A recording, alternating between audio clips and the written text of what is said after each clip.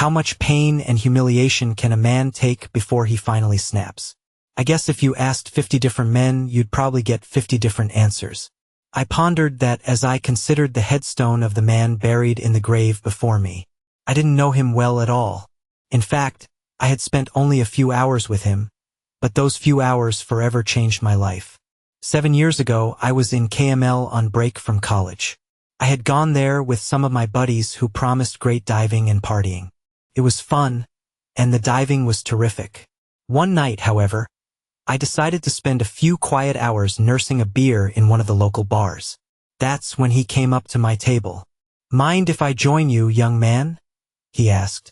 He was an older man appearing to be somewhere in his 60s, perhaps even a bit older. His eyes and his general countenance appeared to be of a man who had experienced a great deal of pain and hurt. Something about him seemed somewhat familiar to me, and since I was feeling a bit mellow and charitable, I invited him to join me. A smile creased his face as he extended his hand. "I am Alan Jacobs," he said. I took his hand. "George Richardson."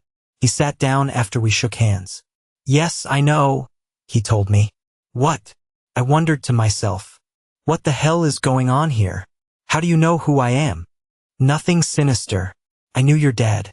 Served with him in Vietnam a long time ago.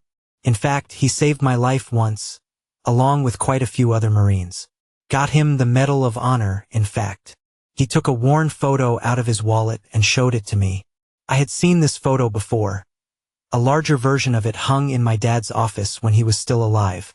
Alan pointed to some of the guys in the picture, all of whom wore military field uniforms. "This was your dad. Here I am." We called this guy Spider because of his spindly frame. He may have looked small, but that boy could fight. He stopped and looked wistfully at the picture as though recalling a memory of old comrades.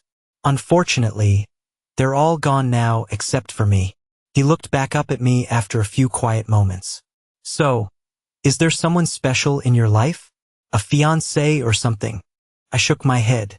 "Not at the moment. I am too focused on school work right now, but I have been dating a few girls from time to time," I said. He nodded approvingly. "Good for you.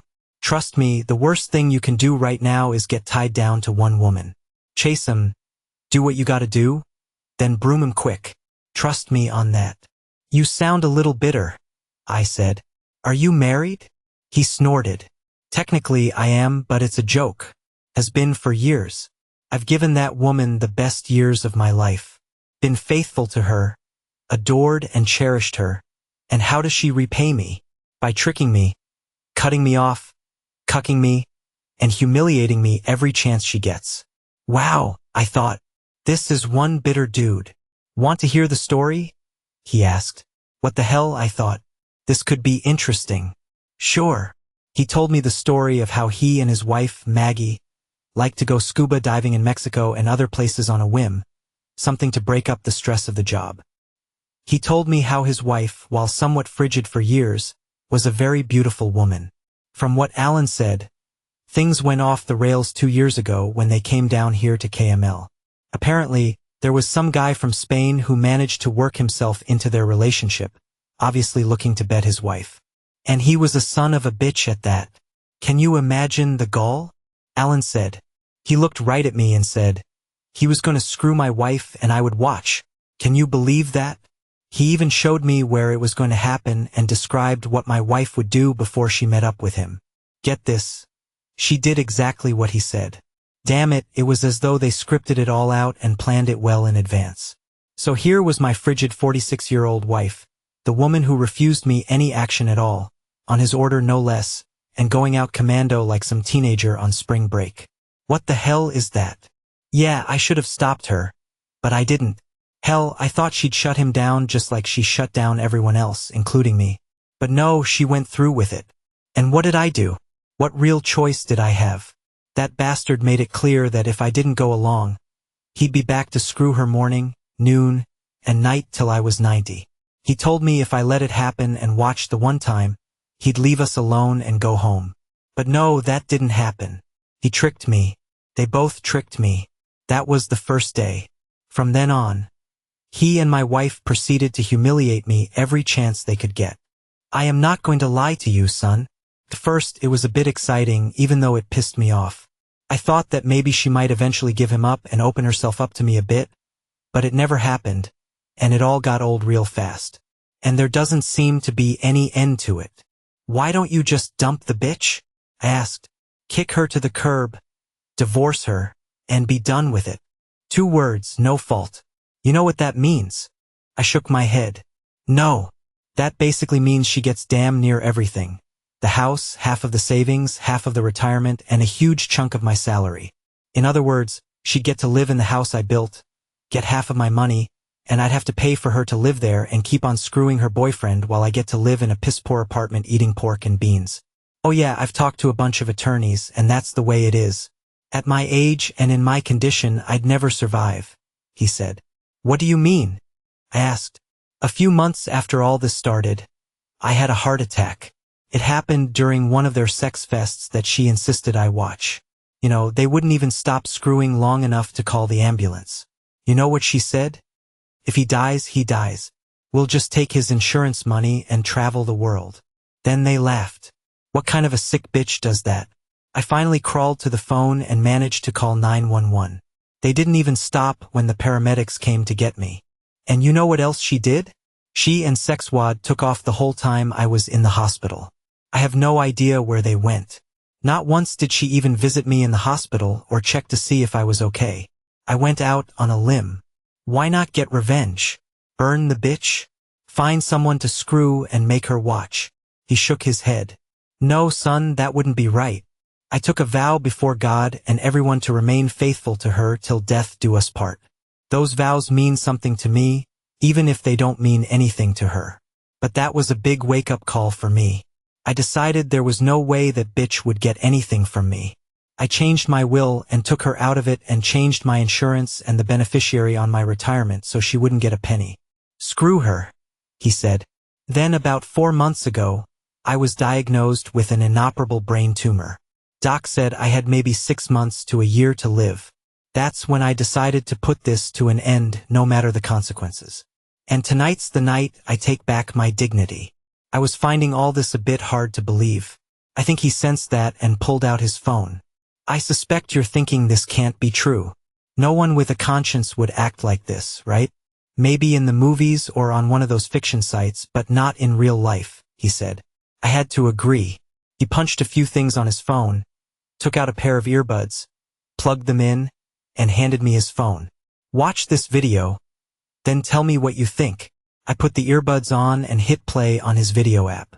I saw an attractive older woman having sex with a man whose face was hidden by her body. She appeared to be looking directly into the camera, but I realized she was looking at the face of the man holding the camera. She smiled, but her smile held no warmth. Like what you see? She asked while having sex with her partner. Your face says no, but I know you do. You love watching me getting screwed, don't you? You're shaking your head no, but I know better. Don't worry, you're never touching my body ever. Oh God, that felt so good, she said as she got up. What's the matter? You're not looking too good. Are you going to have another heart attack on us? Good. Maybe it'll be the big one this time. That's okay. I'll play the part of the grieving widow to the hilt. Hell, I've been playing the part of the loving spouse all these years, so I am pretty good at fooling people. Then we'll take your insurance money and go to all the places you and I wanted to visit and screw each other on your dime, she added, laughing. This time, the man under her sat up and laughed with her, wrapping his arm around her. She turned to face her lover. Come on, big guy, let's do it again. Maybe we can get him to have a stroke this time, she said. The video ended with the two lovers laughing hysterically.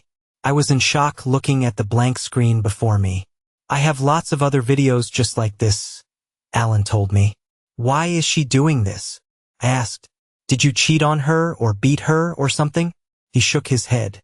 No, I never once cheated on her, and I've always treated her like a queen. I did ask her once though.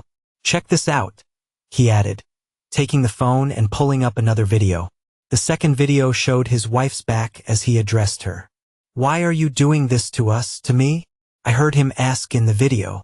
I've never cheated on you, and you have to admit I treat you very well. I just want to know why you're tearing my heart out like this. I don't understand. She sighed and turned around to face him, obviously put out by his questioning look. You just don't do it for me, okay? I know you've never cheated on me, and yes, you treat me very well. You're a great provider. I just need his tool, and yours doesn't excite me anymore. It hasn't for a long time, so just go along and things will be just fine. Maybe in a few years I'll get tired of screwing him, and we can retire and laugh about it in our old age. Let me just have this, okay? No, Mags, you may laugh, but I won't. I promise you this won't end well at all, Alan said in the video. Damn it. Don't you even think of getting a divorce because I'll destroy you, she said. Then I'll take everything you have and I'll keep right on screwing him and you'll get to foot the bill. Got it. The video faded to black, leaving me dumbfounded. How could someone be so cruel? You have enough right here to destroy her, I said. He smiled. Now you're starting to get the idea.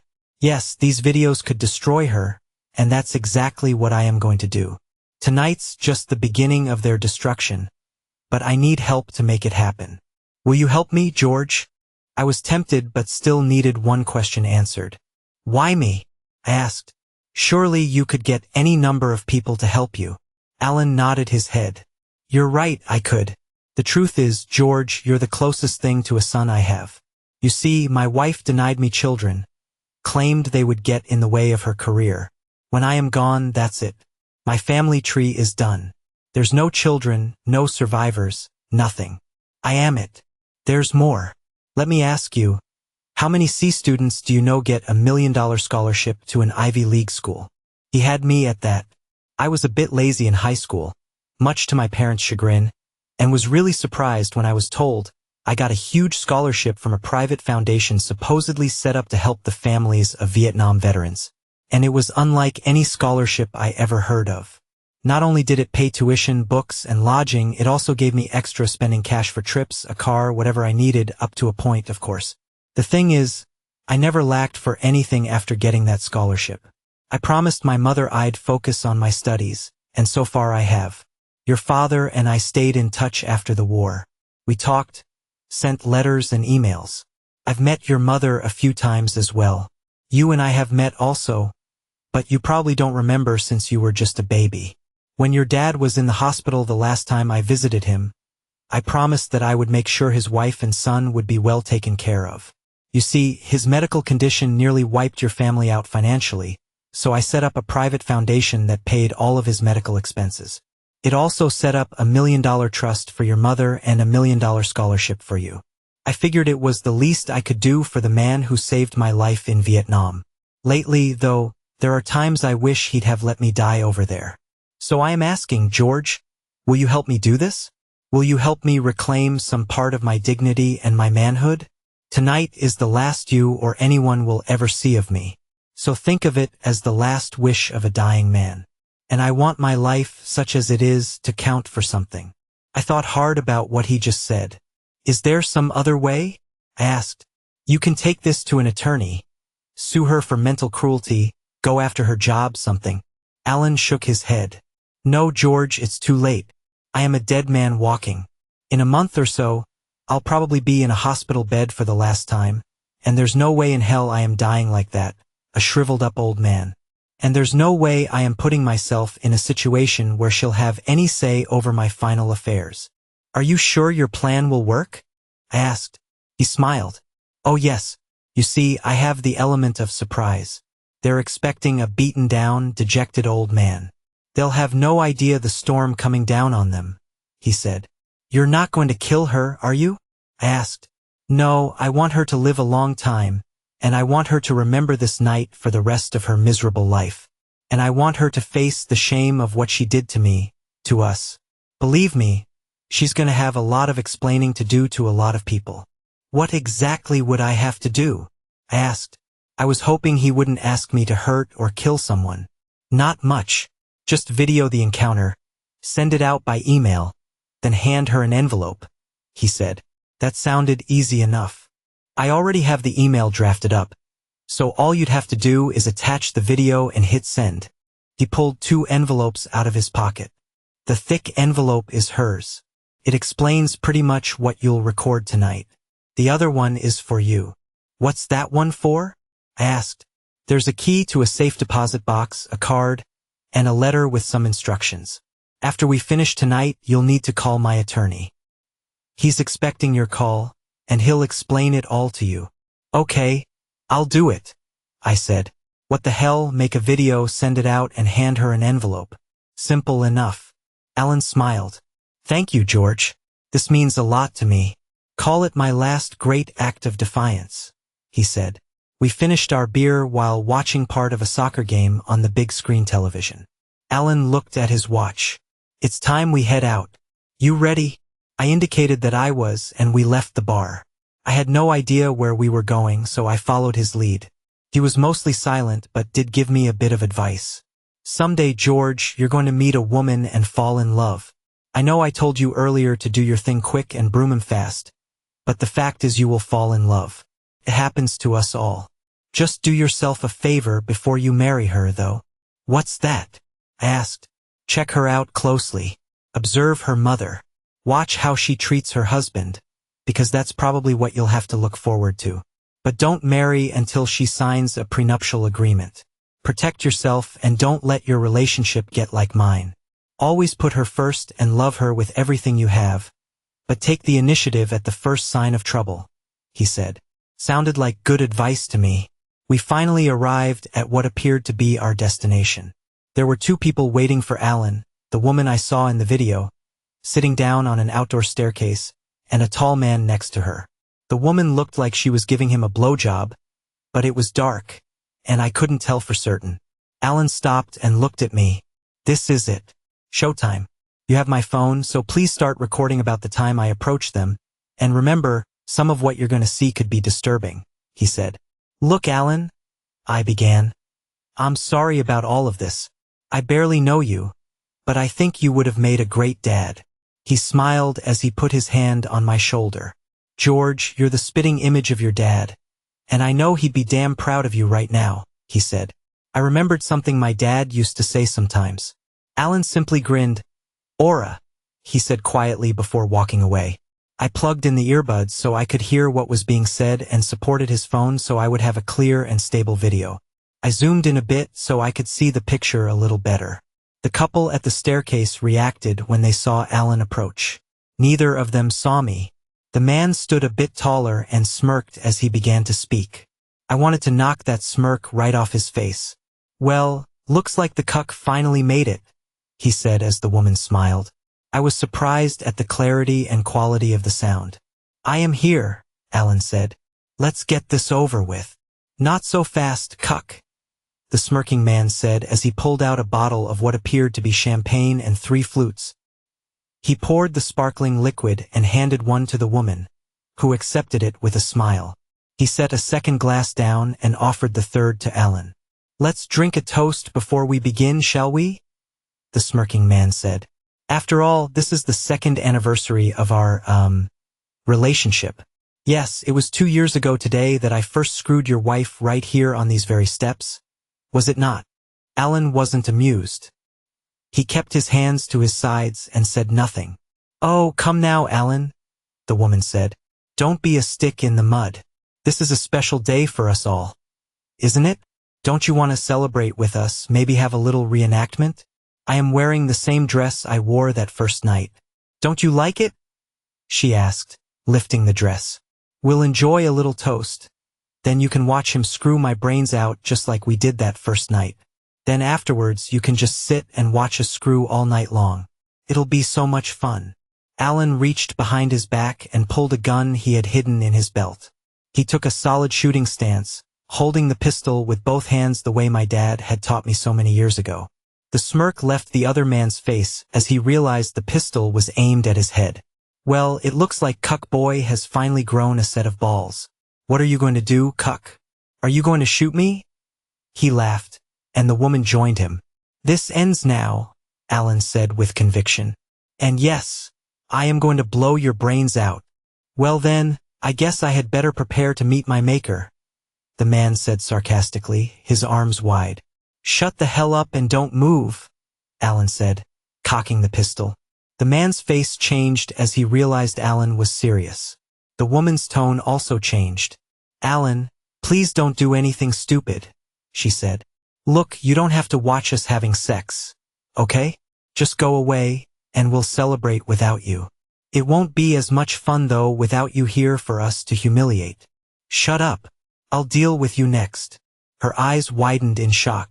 Alan had never spoken to her like this before. "Alan, look, we don't have to resort to violence. This isn't necessary. You're not going to shoot me or anyone else, and you know it.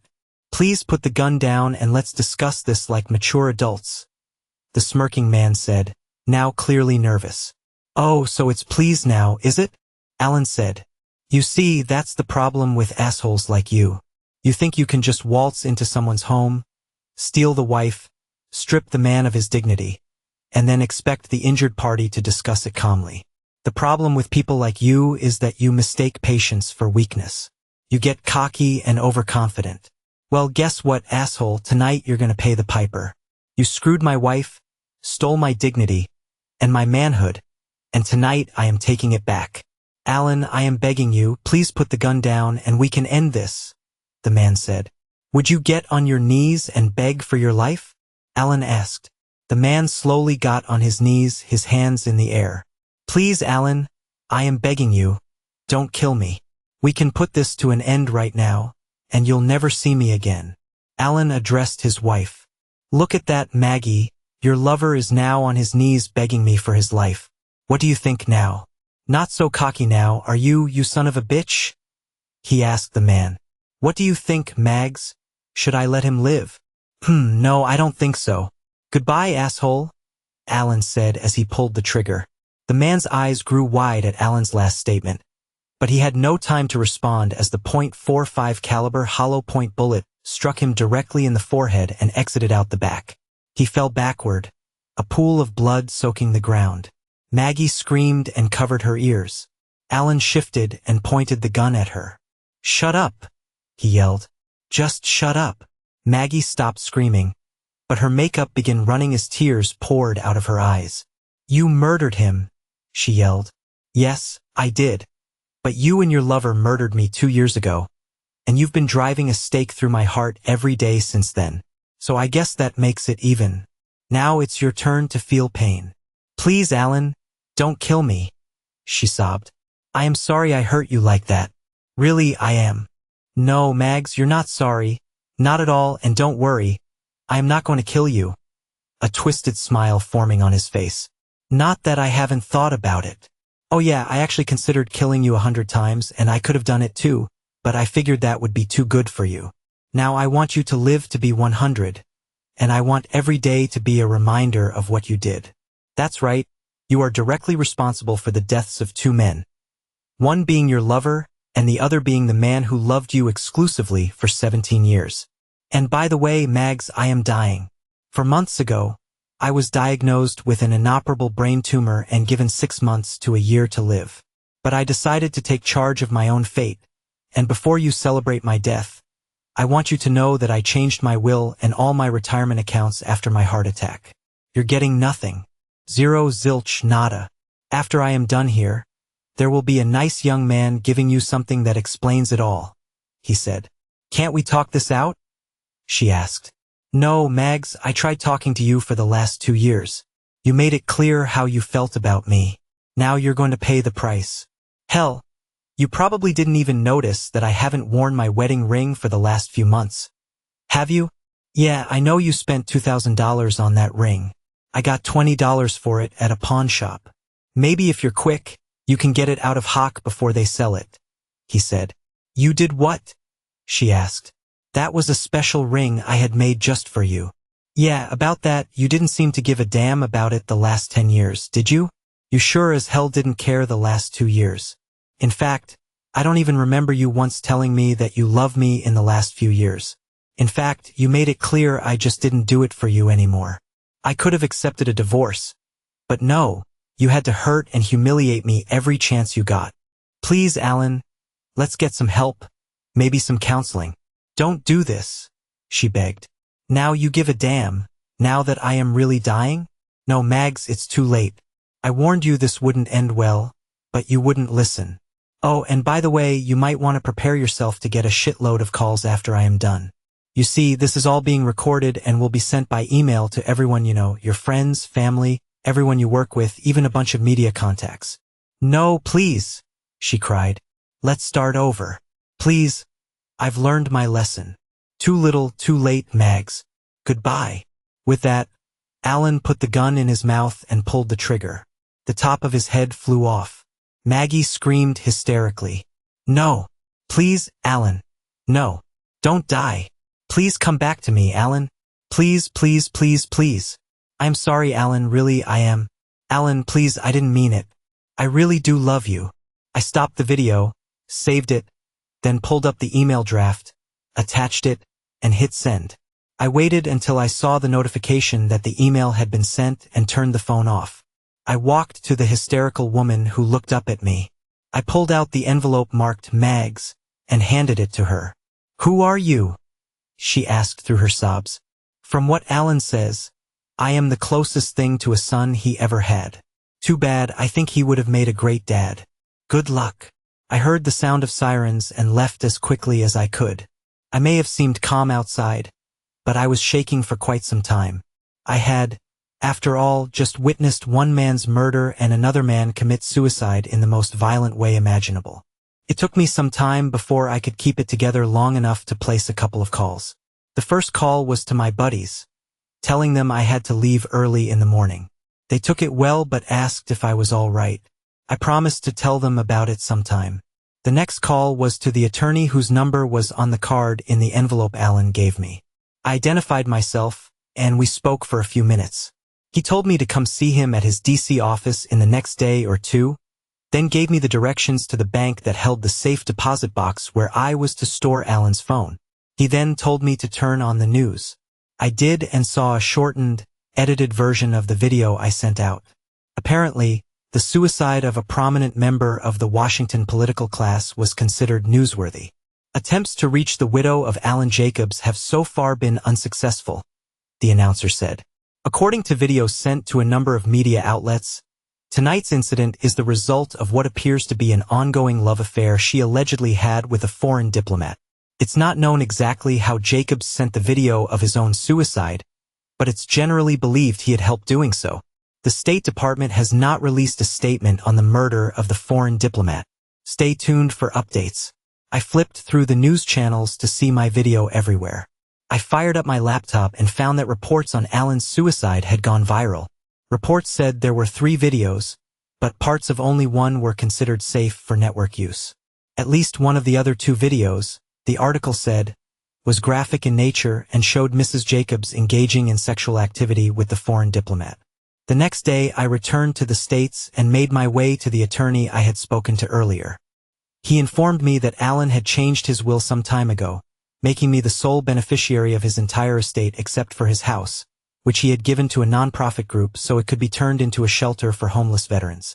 After taxes and fees, I would receive about $10 million. A few days later, I was at Arlington National Cemetery attending Alan's funeral. Mrs. Jacobs was there as well, playing the role of the grieving widow, but no one paid her any attention. She sobbed as a Marine in dress blues handed her the flag that was draped over his coffin. The reading of Alan's will went about the same. She tried contesting the will but withdrew her objection after Alan's attorney suggested some of the more salacious videos of her with her lover would be used against her and thus become public record. After the meeting, she came over to me. "I hope you're happy," she said. "I lost everything. Couldn't believe my ears." "You didn't lose anything," I told her. "You threw it away. To be precise, you deliberately screwed it away.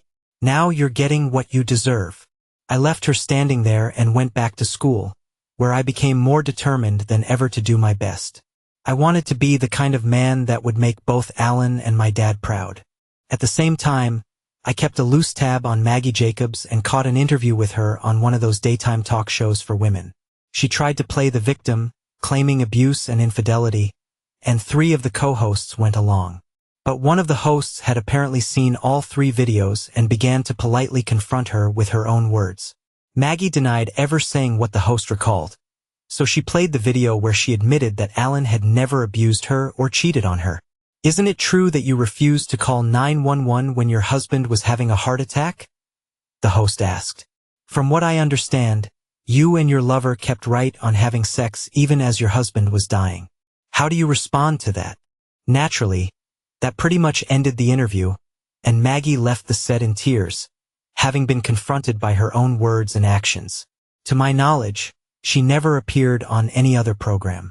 Then an article appeared a few months later that said she was found dead in her apartment, the apparent victim of suicide. According to the report, she had been placed on paid administrative leave following Alan's suicide. The man she was screwing turned out to be more than just a foreign diplomat. Several intelligence operatives had apparently connected him to terror outfits, and there were those who believed Maggie had passed on sensitive information. Unable to deal with the result of her own actions, she took an overdose of pills followed by a significant amount of alcohol. Officers who discovered her body said she was wearing her wedding dress and was holding her wedding photo. A note on her nightstand simply read, "Please forgive me. I followed Alan's advice where women were concerned. I dated quite a few, did what I set out to do, and moved on. I fell in love a time or two but changed my mind after I met their parents. Then I met Karen. We dated for a long time and I found myself falling in love with her. She invited me to meet her parents over the holiday, and I was struck by the way they interacted with each other. Although married for 30 years, they acted like teenagers, constantly sneaking hugs and kisses. It was obvious they truly loved one another. More than once, Karen suggested they get a room. How do you think you got here?" her mom said, laughing. By the end of the trip, my mind was made up. Her father spoke to me privately before we left. "You seem like a really nice guy, George, and I see how my daughter looks at you. Tell me the truth. Do you love her? I mean, really love her?" he asked. "Yes, sir, I do," I told him. It was true. I did love Karen very much. "Do you love her enough to spend the rest of your life with her?" he asked. That was the $64,000 question. "I believe I do," I told him. "Good. Because if you ever hurt my little girl, you'll have us to answer to." I considered what he said and carefully formulated my response. I realized he was only looking out for his daughter, and I respected that. "Sir, I know firsthand what can happen when a marriage breaks down. I've personally seen the pain it can cause, and I swear to you that I would never ever do anything to hurt her. Someday I'll tell you my story, and I hope you'll understand." I'm not sure if it was the expression on my face or the tears struggling to escape my eye, but he seemed to understand and shook his head. "Okay, George, that's good enough for now, and I am going to hold you to that. Karen and I married after I graduated law school. At her father's insistence, we signed a prenuptial agreement to protect both our assets. In addition to my $10 million, Karen had inherited a large sum of money from her grandparents, and we all agreed it was for the best. She and her parents seemed confused when I told them of my plan to join the Marines and become a JAG officer, a military attorney. They had assumed I would be accepting a high-paying job with one of the many prominent law firms that tried to recruit me. That's when I told them about my dad and Alan. "Oh my God, that's so sad," Karen said. I played them the video I took that night in KML. Although Alan's phone was still in storage, I was one of the 1,000+ recipients of the email sent out that night. "You were the one who took that video?" she asked. I wondered how he got that video to the media so fast. "Didn't anyone ever question you?" "No, I guess the authorities figured it didn't really matter, and now with Mrs. Jacobs dead, the case is closed. I've got lots of video that he took, but it's not something for the squeamish." I looked at Karen's father. "Now you know why I'll never do anything to hurt your little girl, and I assure you if there's any problem, I'll take the initiative and get them fixed before they get out of hand." He understood, giving me a manly hug. "I believe you, son, and thanks for sharing that with us. It had to be painful to witness that." About a year later, Karen gave birth to a boy. She asked me what I would like to name him, and I said, "Michael Allen Richardson, after the two bravest men I've ever known." Michael was my father's first name, and you already know who Alan is. "Michael Allen," she said. "I like it. Michael Allen it is." And here we are at Arlington National Cemetery in front of Alan's grave. I know there are some who, upon hearing this story, will think Alan was a gutless chicken for taking his wife's crap for so long. I know there are some who would question why he put up with the humiliation as long as he did. I am one of them. Maybe he was a bit chicken for a time. Maybe he thought the love they once had would win out in the end. Who knows? Maybe he thought she would come to her senses after a while. I chose not to judge the man since I wasn't there. What I do know for a fact is what I witnessed that day in KML. That was certainly not the act of a gutless chicken. I pulled a small eagle, globe, and anchor out of my uniform pocket and placed it on his headstone.